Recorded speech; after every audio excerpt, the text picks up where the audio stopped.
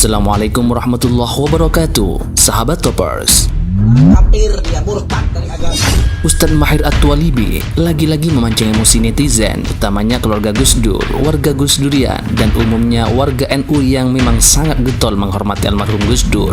Yang sudah mati dan jadi bangkai itu Gus Dur, kiai-kiai buta yang pernah mengatakan Al-Quran itu kitab porno, tweet Mahir di akun Twitter miliknya.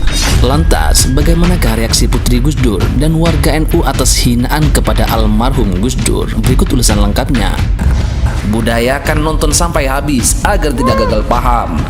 Sebelum dilanjut, seperti biasa bagi kalian yang baru gabung, silakan klik tombol subscribe dan aktifkan lonceng notifikasinya, serta klik tombol follow atau ikuti fanpage-nya di Facebook. Ayo rame-rame dukung channel ini Toppers. Bagikan videonya agar memberikan ilmu manfaat, hiburan, dan kebaikan kepada semua orang. Ustadz Mahir At-Twalibi baru-baru ini mengunggah sebuah cuitan lewat akun Twitter miliknya. Unggahannya itu sontak membuat heboh netizen. Dalam cuitannya tersebut, Ustadz Mahir menyinggung mantan Presiden RI almarhum Kiai Haji Abdurrahman Wahid alias Gus Dur. Ustadz Mahir menyebut Gus Dur dengan sebutan kiai buta yang pernah mengatakan Al-Quran itu kitab porno.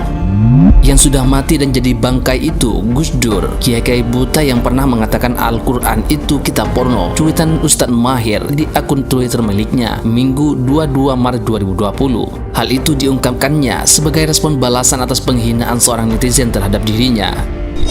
Netizen itu, kata Ustadz Mahir, merupakan seorang penggemar berat sosok Gus Dur. Ada pengikut dan fans berat Gus Dur dengan nama akun Khairul Hidayat yang tiba-tiba menghina saya di Twitter dengan mengatakan, "Oh, lu masih hidup tong, kirain lu udah mati," tulis Ustadz Mahir. Ya, kalau menurutku sih bukan hinaan. Menurutnya, akun Khairul Hidayat telah menghinanya lebih dulu. Namun, kata Ustadz Mahir, ketika dia membalas hinaan itu, sang netizen malah mengancam dirinya. Ketika saya membalasnya karena emosi, malah dia yang mengancam saya. Kok jadi saya yang disalahkan? Kata Ustadz Mahir. Ia pun minta maaf kepada almarhum Gus Dur atas hinaannya tersebut lantaran emosi terhadap akun netizen yang menghinanya itu. "Maafkan aku Gus Dur, aku terpancing emosi oleh kelakuan kotor seorang penggemarmu sehingga aku menghinamu," ujar Ustadz Mahir. Namun, seperti yang dilansir dari Indopolitika.com, hinaan yang dialamatkan kepada Gus Dur oleh oknum pengguna Twitter dengan akun @Ustadz Mahir itu ternyata ditanggapi dingin oleh para pengikut Gus Dur alias Gus Durian. Para pengikut mantan Presiden RI itu mengatakan hinaan itu hal biasa yang kerap diterima Gus Dur maupun para pengikutnya. Putri almarhum Zanuba Arifah Hafsah atau akrab disapa Yani Wahid juga enggan berkomentar. Komisaris Independen Garuda Indonesia itu memilih fokus bekerja mengurusi bencana corona. "Maaf mas, ngurus bencana corona dulu," kata Yani Wahid melalui pesan singkatnya kepada Indopolitika.com kemarin.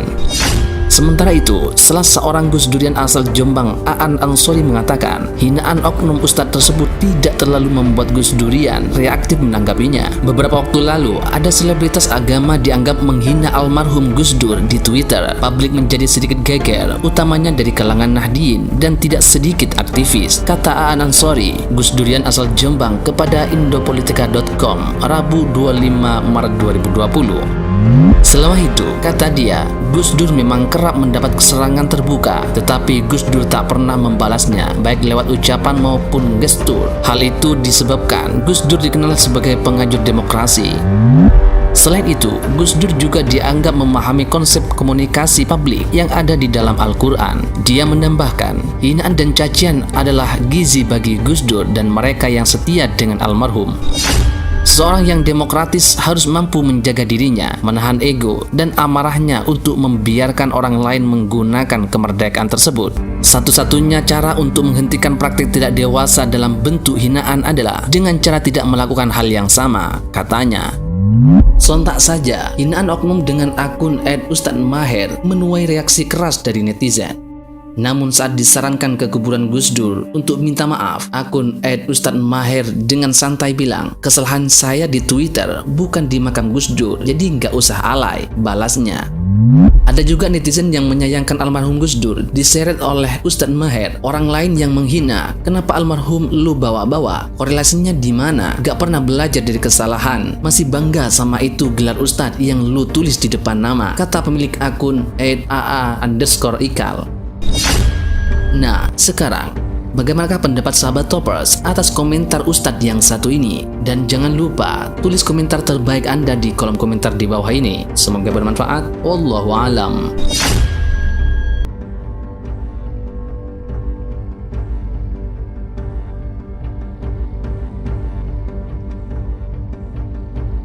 Wailun, celaka. Wailun, nama neraka. Likulli humazatil lumazah. Celakalah orang yang suka mengejek-ejek.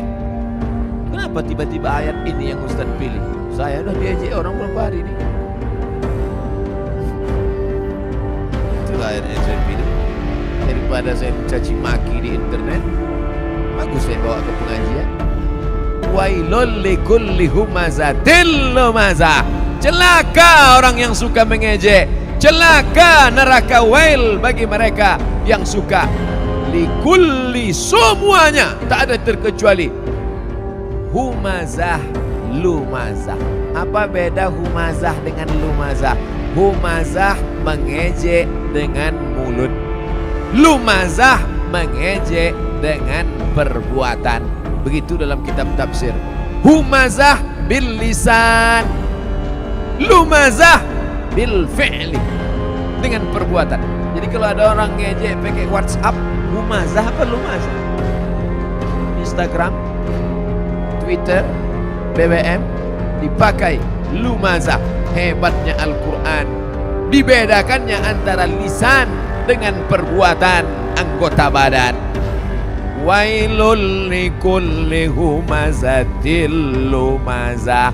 Celaka dan nerakalah bagi orang yang mengolok mengejek orang lain dengan lisan lidah maupun dengan tangan anggota badan. Ada orang mulutnya diam, tapi perbuatannya luar biasa.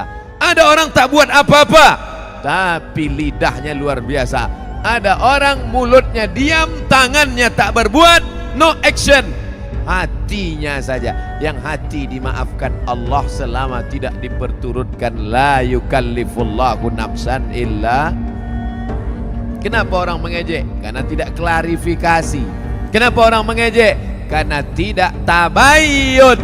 In ja'akum fasiqum binaba'in. Kalau datang orang membawa berita, fatabayyanu, klarifik, jama'a malau addada, mengumpulkan harta, menghitung, dikumpul, dihitung sampai akhirnya mati.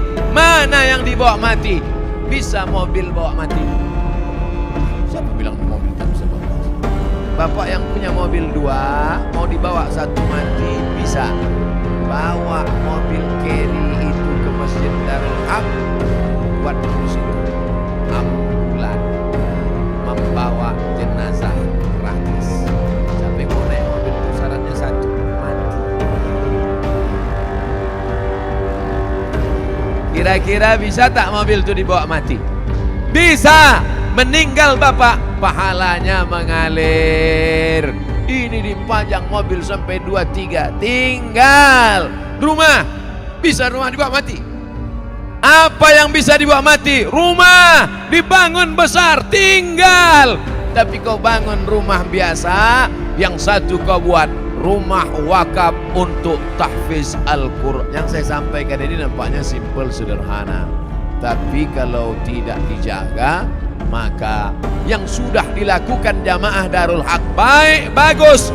Tetap kita jaga ke depan supaya kita tak masuk dalam neraka wail, tak masuk yang dikecam Allah.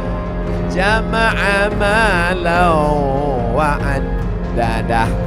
Terus ayat apa lagi? Yahsabu anna malahu akhladah.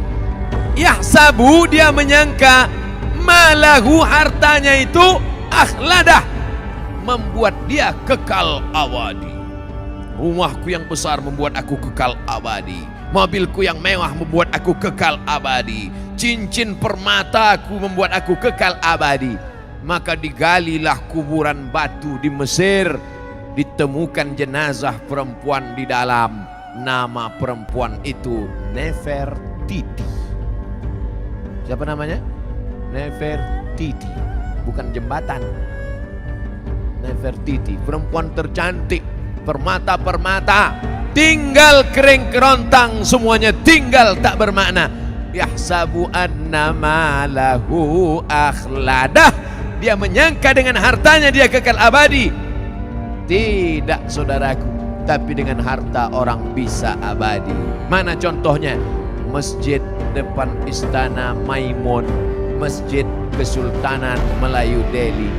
Dengan harta orang bisa abadi. Dengan cara apa? Membangun masjid. Alhamdulillah, Masjid Darul Haq. Siapa yang mewakafkan tanah dulu? Siapa yang mewakafkan atap dulu? Siapa yang mewakafkan?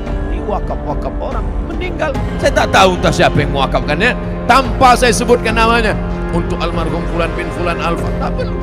Sampai pahala kita malam ini pengajian dari jam 9 sampai jam 10, dari jam 10 sampai entah jam berapa nanti tanya jawab, mengalirlah pahala, teranglah kuburnya, lapanglah makamnya, dijauhkan Allah kuburnya dari lubang neraka, dijadikan Allah kuburnya salah satu dari taman-taman surga. Thank you to everyone for watching this video. Jangan lupa like jika kalian suka dengan video ini, share kepada teman-teman kalian, dan subscribe jika kalian ingin melihat video selanjutnya dari channel ini.